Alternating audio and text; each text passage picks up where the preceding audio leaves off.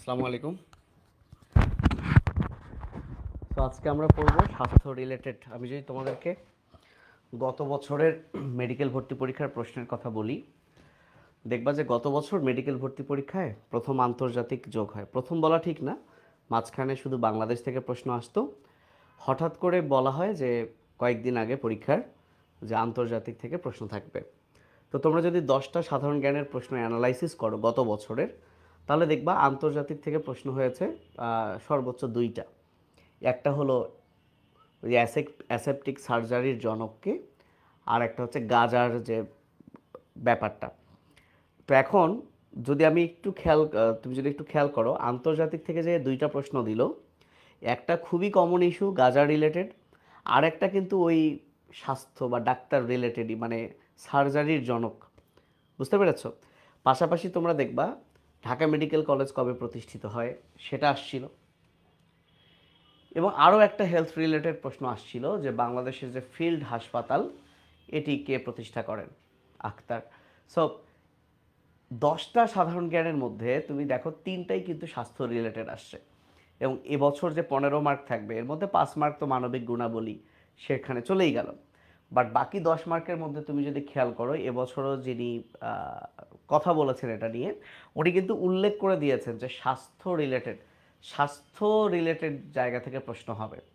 তো আমি আশা রাখি, বিশ্বাস রাখি যে আজকে আমি যে লেকচার শিটটা তোমাদেরকে প্রোভাইড করব স্বাস্থ্য রিলেটেড, এখান থেকেই তুমি 1-2টা প্রশ্ন কমন পেয়ে যাবা, বা 2-3টাও কমন পেয়ে যেতে পারো বলে আমার বিশ্বাস, বাকিটা আল্লাহ ভরসা।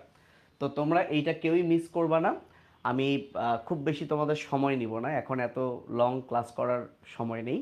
আমি সব কিছু সাজিয়ে দিয়েছি, সেটা আমি আমার ভাষায় একবার এক্সপ্লেইন করব। এবং ওয়েবেও শিটটা এখন অ্যাড করা হয়নি, তোমরা পেয়ে যাবা। আগে আমি কি পড়াচ্ছি তোমরা একবার দেখো। তো এই সেই শিট।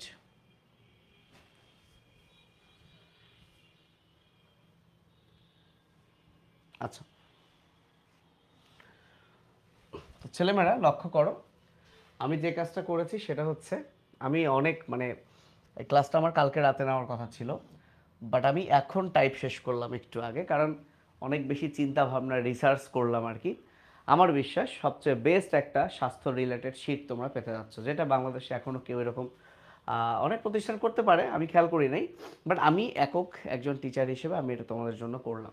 খেয়াল করো, আমি গুরুত্বপূর্ণ কিছু মেডিকেল কলেজ, যেহেতু ঢাকা মেডিকেল কলেজ থেকে এসেছিল, এমন না যে এরপরে আবার অন্য একটা মেডিকেল কলেজের প্রতিষ্ঠা দিবে।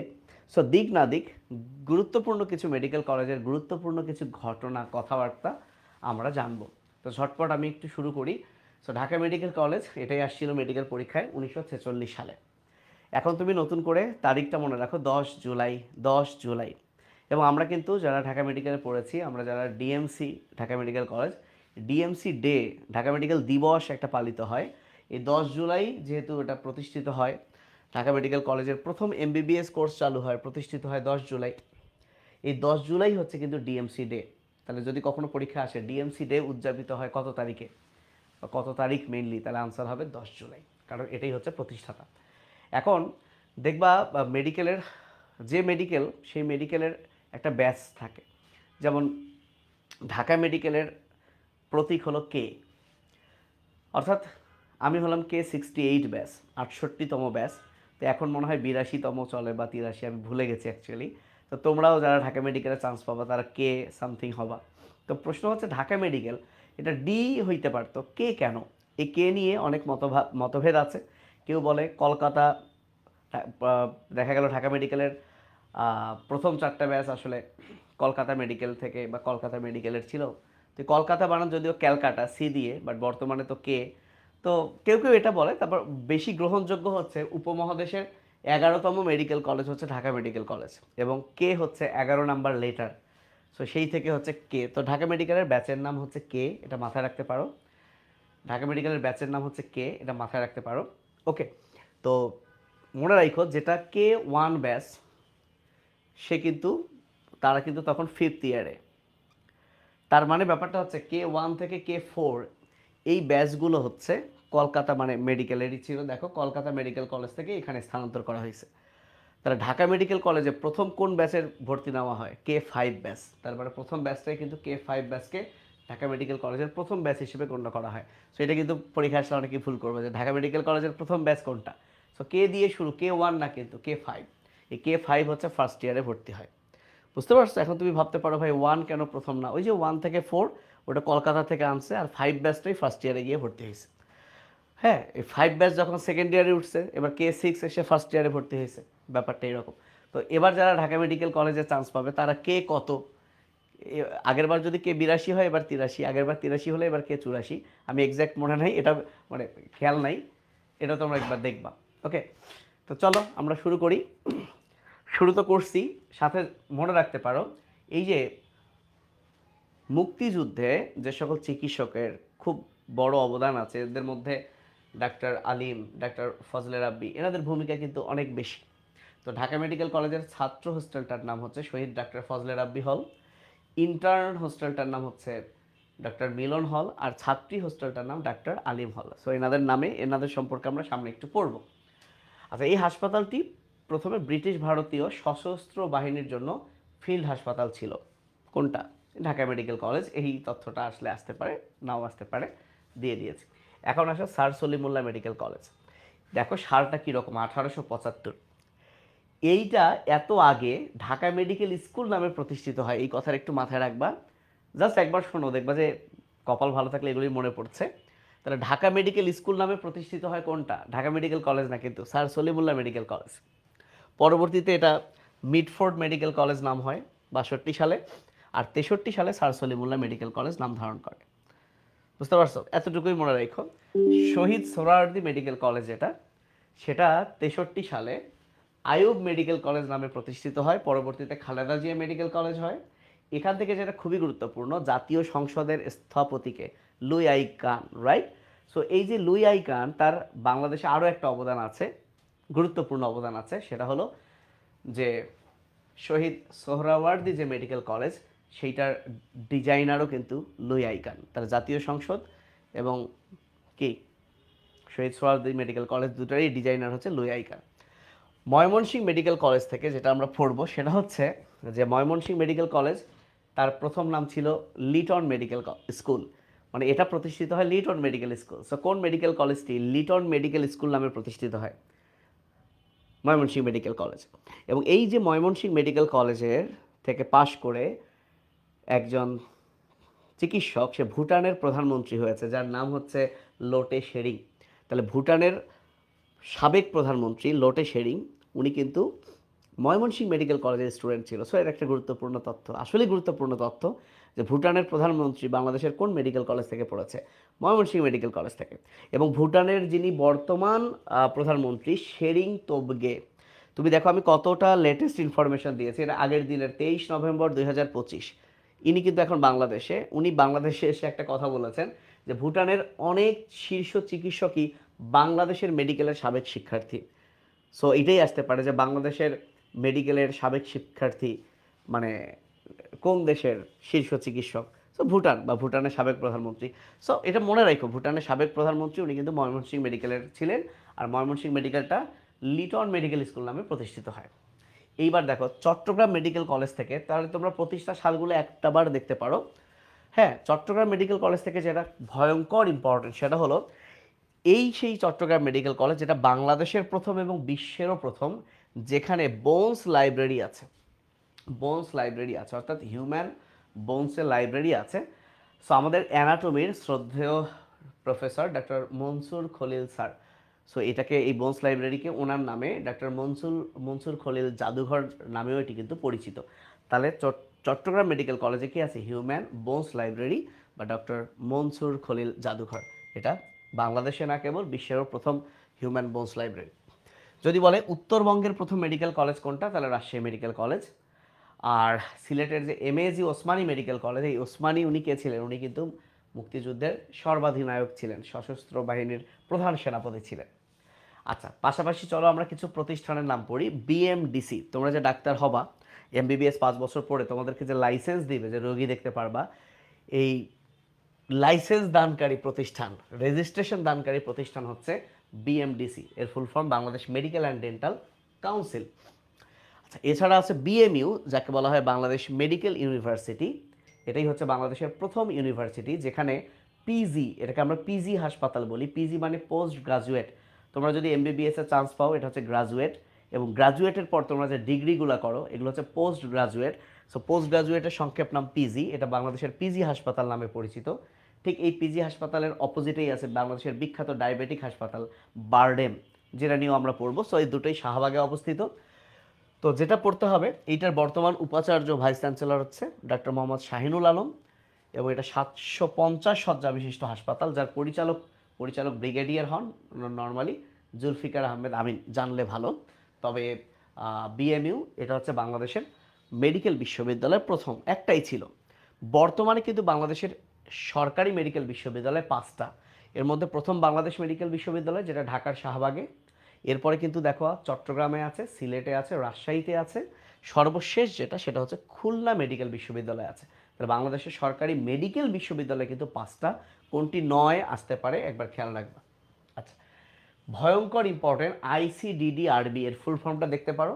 ইন্টারন্যাশনাল কিন্তু আন্তর্জাতিক centre for diarrhoeal disease research Bangladesh.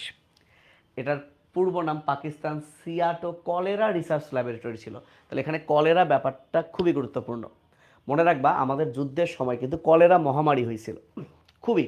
তো এই কলেরা রিসার্চ ল্যাবরেটরিটাই পরবর্তীতে আইসিডিডিআরবি নাম ধারণ করে, যেটাকে আমরা বাঙালিরা এখনও কলেরা হাসপাতাল নামেই চিনি। এবং কলেরার জন্য তো স্যালাইন খাইতে হবে, তাহলে খাবার স্যালাইনের উদ্ভাবক প্রতিষ্ঠান কে? খাবার স্যালাইনের উদ্ভাবক প্রতিষ্ঠান হচ্ছে কি আইসিডিডিআরবি, যেটা কিন্তু মহাখালী, ঢাকার মহাখালীতে অবস্থিত। এবং এই কলেরার বাংলা হচ্ছে উদরাময়। কলেরা হলে বেবি জিঙ্ক ট্যাবলেট খাওয়াতে হয়, এবং এই বেবি জিঙ্ক ট্যাবলেট সেটারও উদ্ভাবক হচ্ছে আইসিডিডিআরবি, এবং এর ফলে শিশু মৃত্যুহার কিন্তু অনেক কমে গেছে। এবং বিল গেটস নাম শুনেছ, পৃথিবীর সর্বোচ্চ ধনী ছিলেন এক সময়, বর্তমানে নাই। ওই বিল গেটস পদক লাভ করে 2001 সালে। বাংলাদেশের কোন স্বাস্থ্য রিলেটেড প্রতিষ্ঠান? উত্তর হলো আইসিডিডিআরবি। সো এইগুলো প্রত্যেকটাই গুরুত্বপূর্ণ কথা। সাথে জাতীয় হৃদরোগ ইনস্টিটিউট, যাকে এনআইসিভিডি বলে, এটা হচ্ছে দেশের প্রথম বিশেষায়িত কার্ডিও সার্জারি কেন্দ্র, জানতে পারো। দেশের প্রথম বেসরকারি মেডিকেল কলেজ হচ্ছে বাংলাদেশ মেডিকেল কলেজ। আর আরেকটা আছে দেখো IEDCR, institute of epidemiology disease control and research. তো যার বাংলাটা হচ্ছে রোগতত্ত্ব, রোগ নিয়ন্ত্রণ ও গবেষণা ইনস্টিটিউট। যদি এই লাইনটাই দিয়ে দেয় যে রোগতত্ত্ব, রোগ নিয়ন্ত্রণ ও গবেষণা ইনস্টিটিউট কোনটি, তাহলে আইইডিসিআর।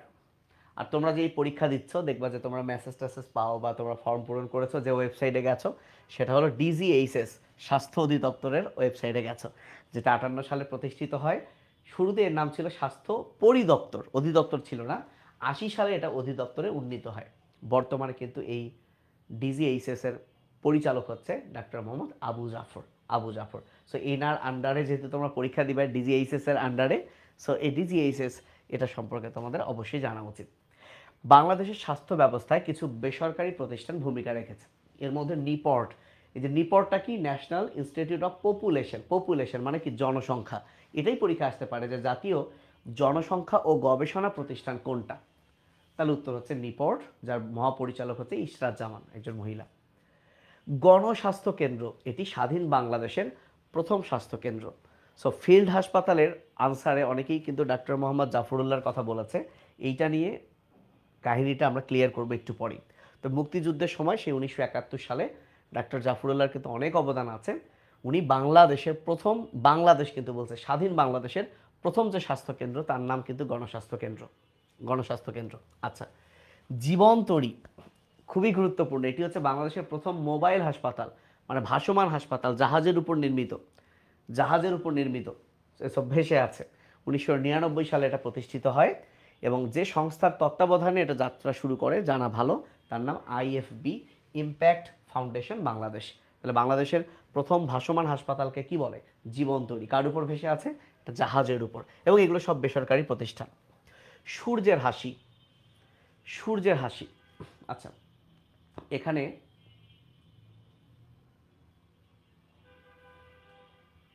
একটু দাঁড়া।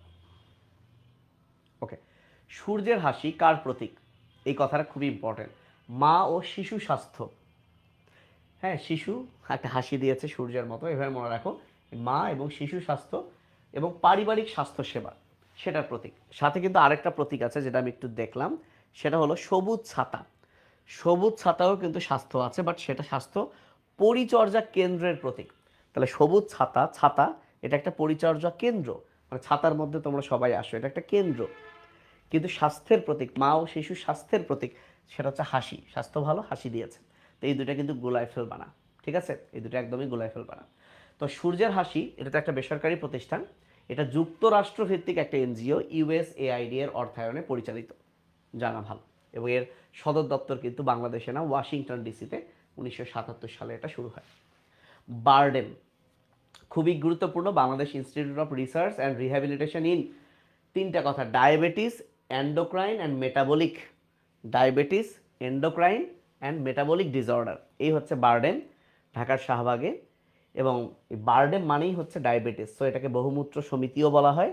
কোটি কোটি পার্সেন্ট ইম্পর্টেন্ট, এইটার প্রতিষ্ঠাতা হচ্ছেন ডাক্তার মোহাম্মদ ইব্রাহিম, যিনি বাংলাদেশের একজন জাতীয় অধ্যাপক ছিলেন। তো ডায়াবেটিস রিলেটেড কোনো কথা আসলে হচ্ছে ডাক্তার মোহাম্মদ ইব্রাহিম, এবং উনি কিন্তু স্বাধীনতা পুরস্কার পান। 80 সালে এটা প্রতিষ্ঠিত হয়, 3 বছর পর 83 সালে ওনাকে স্বাধীনতা পুরস্কার দেওয়া হয়। তাহলে এই ডায়াবেটিক সমিতির বর্তমান সভাপতি একে আজাদ খান, জানা ভালো, জেনে রাখা ভালো। এখন আসো আরও ভয়ঙ্কর ইম্পর্টেন্ট, ডাব্লিউএইচও কর্তৃক 3টা রোগ, তার মানে বাংলাদেশ থেকে 3টা রোগ, আচ্ছা এটা নির্ণয়ে হবে না, আমি খুবই সরি, নির্মূলে, অর্থাৎ বাংলাদেশ থেকে বর্তমানে 3টা রোগ পুরোপুরি নির্মূল হয়েছে। নির্ণয় না, নির্মূলে, আমি পিডিএফটা ঠিক করে দিব। নির্মূলে স্বীকৃতি পাইছে বাংলাদেশে। পোলিও 14 সালে আর 23 সালে 2টা, ফাইলেরিয়া, কালাজ্বর। এই যে প, ফ আর ক, পোলিও, ফাইলেরিয়া, কালাজ্বর, 14 সাল, 23, 23-এর বেলায় 5 মে, 31 অক্টোবর, এই তারিখটাও লাগবে। তাহলে বাংলাদেশ থেকে বর্তমানে কয়টা রোগ নির্মূল হয়েছে? 3টা রোগ। প্রথমে কোনটা? পোলিও। তারপরে কোনটা? প, ফ, পোলিও, ফাইলেরিয়া, সবার শেষে কি? কালাজ্বর। এবং এই তারিখ সহ তোমরা কিন্তু মনে রাখবা। সো বিভিন্নভাবে আসতে পারে, কোনটি নির্মূল হয়েছে, কোনটি প্রথম নির্মূল হয়েছে, কোনটি শেষে হয়েছে, ক্লিয়ার? কোনটি নির্মূল হয় নাই, এই 3টা বাদে আরেকটা দিয়ে দিতে পারে। এখন আসো বাংলাদেশের যে জাতীয় স্বাস্থ্য নীতি, এটা 2011 সালে প্রণীত হয়। এটা একবার দেখলাম কোথায় আসছিল। তো স্বাস্থ্য পরিবার কল্যাণ যে মন্ত্রণালয়, এটার উপদেষ্টাকে নূরজাহান বেগম, এবং এই মন্ত্রণালয়ের অধীনে 2টা বিভাগ আছে। এখন ম্যালেরিয়া নিয়ে ছোট ছোট 2-1টা কথা। বাংলাদেশে প্রথম ম্যালেরিয়ার টিকা কত সালে প্রদান করা হয়? 2024 সালে। এবং ডাব্লিউএইচও মিশরকে, এটা একটা আন্তর্জাতিকে চলে গেল, ম্যালেরিয়া মুক্ত ঘোষণা করে। তার মানে দেখো বাংলাদেশ কিন্তু এখনো ম্যালেরিয়া মুক্ত হইতে পারে নাই। বাংলাদেশ কয়টা রোগ মুক্ত হয়েছে? প, ফ আর ক, পোলিও, ফাইলেরিয়া এবং কালাজ্বর। কালাজ্বর, আচ্ছা। তো মিশরও 24 সালের 20 অক্টোবর ম্যালেরিয়া মুক্ত হয়। আচ্ছা, ক্যামেরুনে বিশ্বে প্রথমবারের মতো গণটিকা কর্মসূচি, সো এটা আসতে পারে যে বিশ্বে প্রথমবারের মতো গণটিকা কর্মসূচি কোন দেশে পালিত হয়? ক্যামেরুন। আচ্ছা, তোমরা খেয়াল করে দেখবা তোমার এই ওয়েবসাইটে টিকা রিলেটেড আমি একটা টপিক দিয়েছি সাম্প্রতিকের, ওখানে ভাই ভয়ঙ্কর ইম্পর্টেন্ট, ওটাও কিন্তু স্বাস্থ্য রিলেটেড, আমি এখানে অ্যাড করি নাই।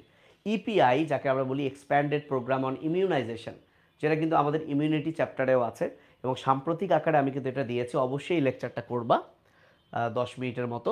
তো 2025 সালে এই যে সম্প্রসারিত টিকাদান কর্মসূচি মানেই হলো ইপিআই, এইখানে 2টা টিকা যুক্ত হবে 2025 সালে, এটা খুবই সাম্প্রতিক।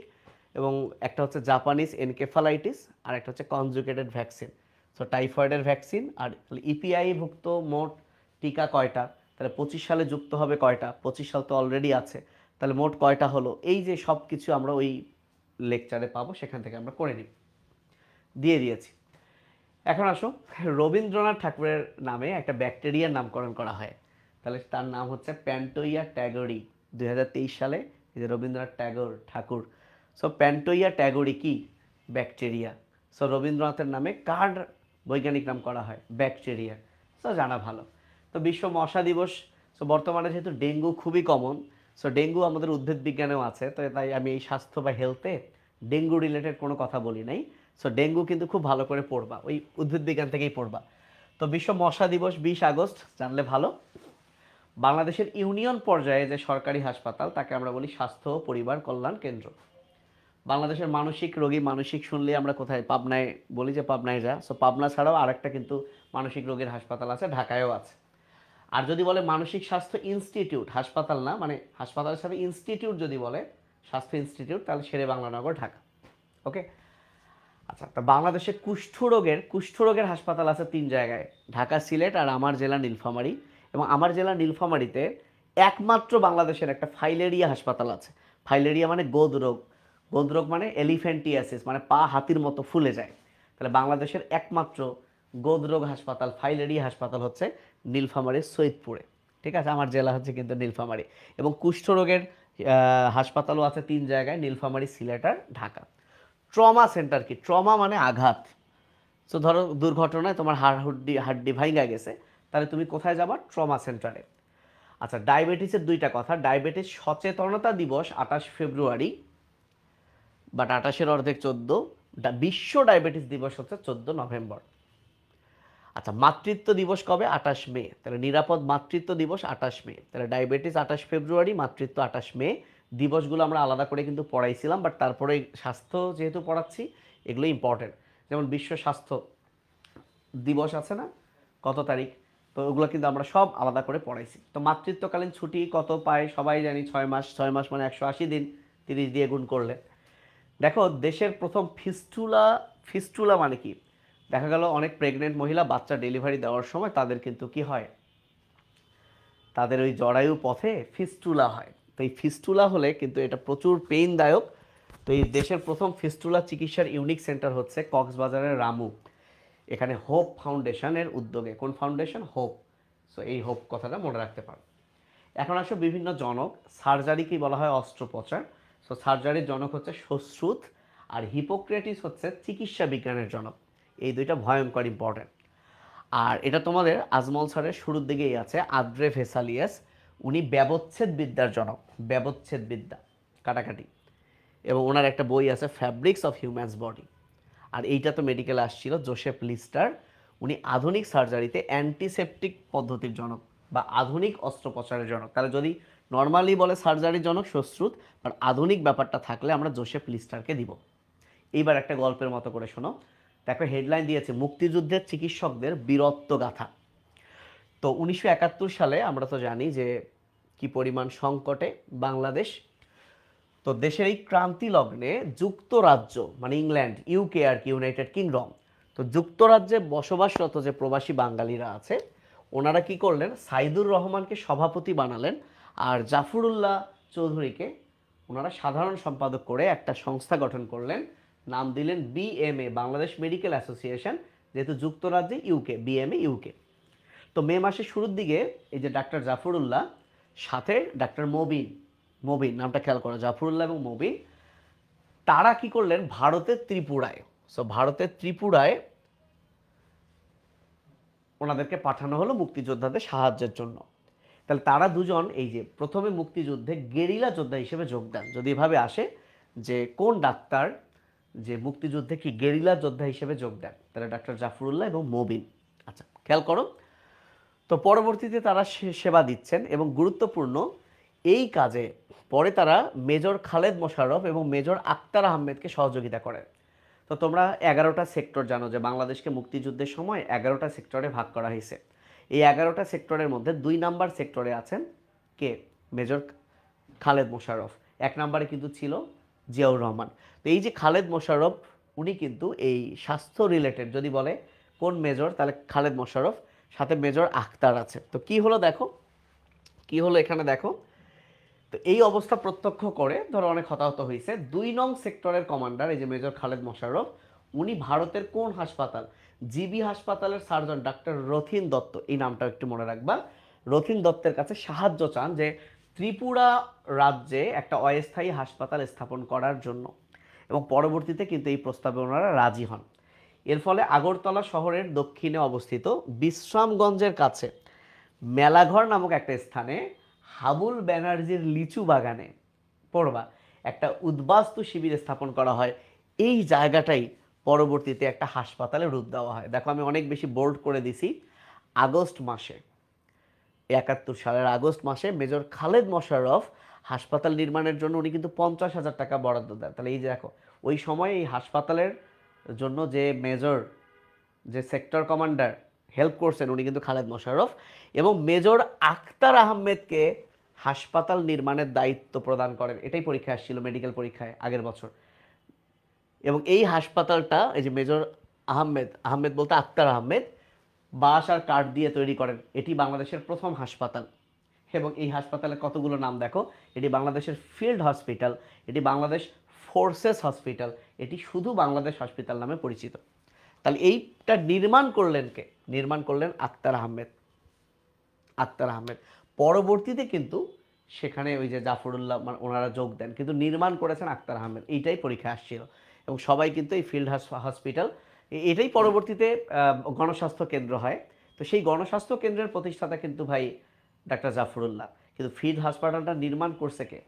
ডাক্তার মানে ডাক্তার না, মেজর আখতার আহমেদ। এটাই পরীক্ষা আসছিল। এরপর দেখো ডাক্তার সিতারা বেগম, নামটা মনে পড়ে? ডাক্তার সিতারা বেগম, তারা দেখো মুক্তিযুদ্ধে অবদানের জন্য যে নারী, কাকন বিবি সিতারা বেগম, এই সিতারা বেগম কিন্তু ডাক্তার ছিলেন। ডাক্তার ছিলেন মানে ডাক্তার, ওকে।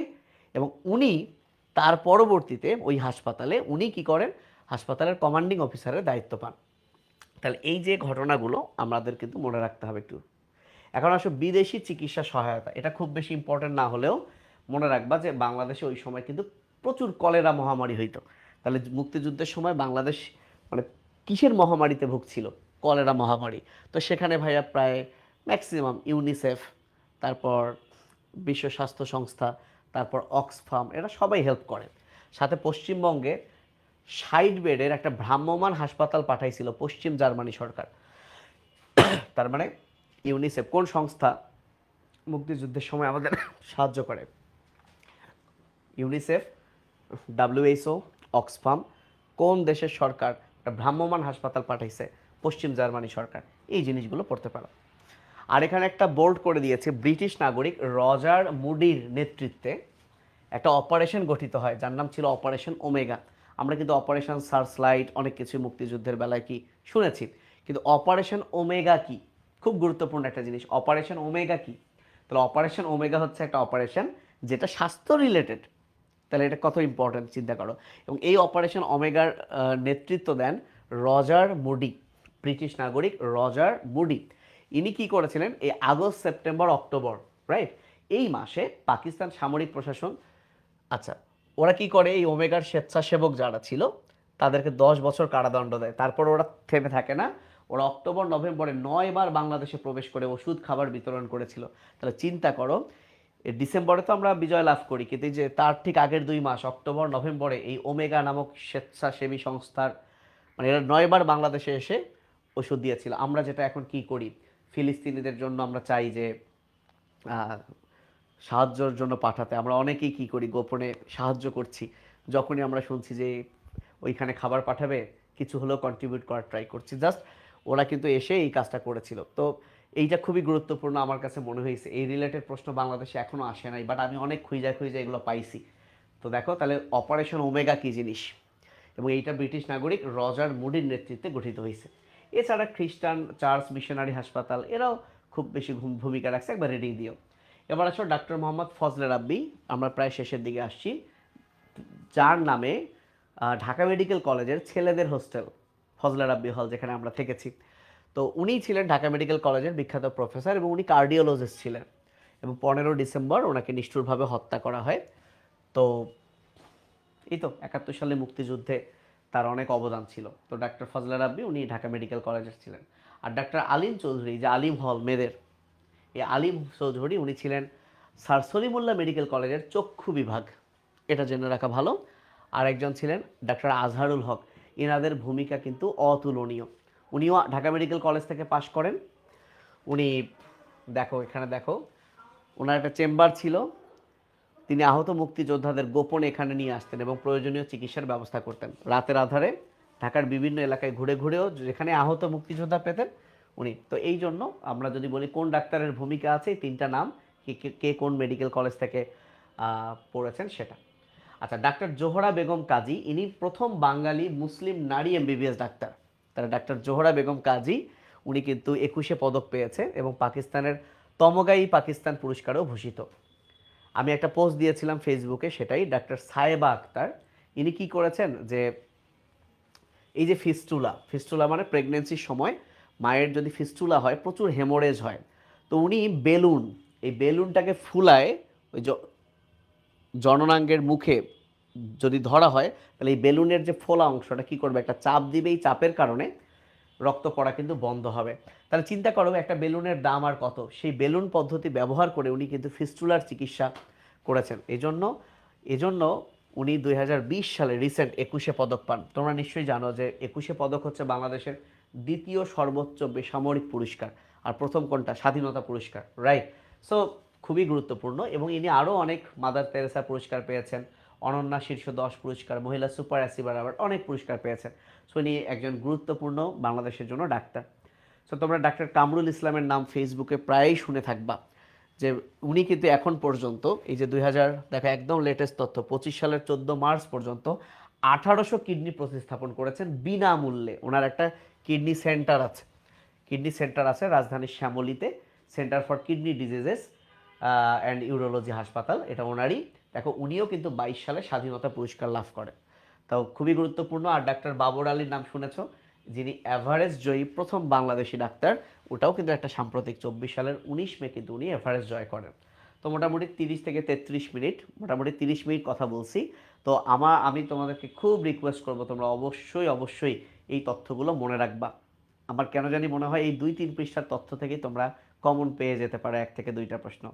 সো আমরা কিন্তু মোটামুটি আসলে সাধারণ জ্ঞানের প্রায় সবগুলো টপিকই কভার করছি। এখন তোমাদের কাজ হলো, তোমরা যদি বিগত বছরের প্রশ্নটা অ্যানালাইসিস করো, এই সাম্প্রতিক ইস্যুগুলো থেকে দেখবা যে 2-3টা প্রশ্ন চলে আসছে। স্বাস্থ্য ভালো করে পড়ো, মানবিক গুণাবলী নিয়ে একদমই টেনশন করো না। আর ইংলিশের ভোকাবুলারি পার্ট যা পড়ছো তাই, কারণ ভোকাবুলারি পার্ট তুমি পড়লেও গ্যারান্টি নাই কমন পাবা, না পড়লেও তো গ্যারান্টি নাই কমন পাবা। সেই কারণে যেইটা পড়ে তুমি মার্ক কমন পাবা সেইটা তুমি পড়তে থাকো। তুমি বারবার ফিজিক্স, কেমিস্ট্রি, বায়োলজিতেই গুরুত্ব দাও। সাধারণ জ্ঞানের যেটুকু পড়ছো এইটুকু পড়লে কিন্তু তুমি পাবা, সেইগুলো তুমি বারবার পড়তে থাকো। ইংলিশের গ্রামার পার্টটা তুমি খুব ভালো করে পড়ো, যাতে গ্রামার পার্ট থেকে তোমার কোনো কিছু ভুল না হয়। তো পড়তে থাকো, আল্লাহ ভরসা। আসসালামু আলাইকুম।